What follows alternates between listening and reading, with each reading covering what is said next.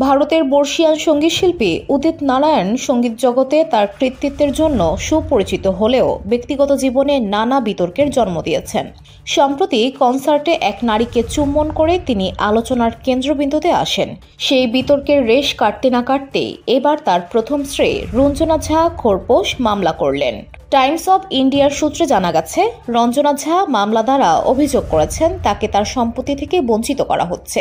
এই অভিযোগের ভিত্তিতে গত ২১ ফেব্রুয়ারি বিহারের পারিবারিক আদালতে হাজির হন উদিত নারায়ণ। তবে গায়ক নিজেও পাল্টা অভিযোগ এনে দাবি করেছেন রঞ্জনা তার থেকে টাকা হাতিয়ে নেওয়ার চেষ্টা করছেন। তবে এটি প্রথমবার নয়, এর আগেও একই বিষয়ে মামলা হয়েছিল উদিতের বিরুদ্ধে।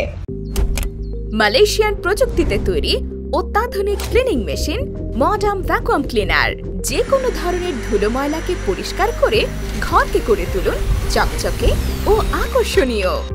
Modem, brand of luxury.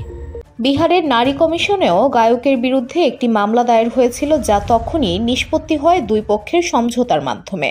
পূর্বের আদালতের নথি অনুসারে উদিত নারায়ণ তার প্রথম স্ত্রী রঞ্জনা ঝাকে প্রতি মাসে ১৫,০০০ টাকা খোরপোশ দিতেন, যা ২০২১ সালে বাড়িয়ে ২৫,০০০ টাকা করা হয়। এছাড়াও তিনি রঞ্জনাকে কৃষি জমি, ১ কোটি টাকার একটি বাড়ি এবং ২৫ লাখ টাকার গয়না দিয়েছিলেন। তবে অভিযোগ রয়েছে যে রঞ্জনা সেই গয়না বিক্রি করে দিয়েছেন। এদিকে আদালতের বাইরে সংবাদ মাধ্যমের কাছে রঞ্জনা ঝা অভিযোগ করেন যে তার স্বামী তাকে উপেক্ষা করছেন এবং তার জমি বিক্রির টাকা থেকে ১৮ লাখ টাকা নিজের কাছে রেখে দিয়েছেন। এছাড়া আরও গুরুতর অভিযোগ হিসেবে তিনি জানান, মুম্বাই গেলে তার পেছনে দুষ্কৃতিকারী পাঠাতেন Udit Narayan.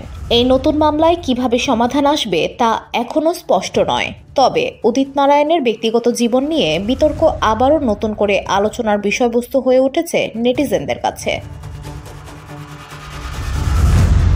VOD Bangla news desk.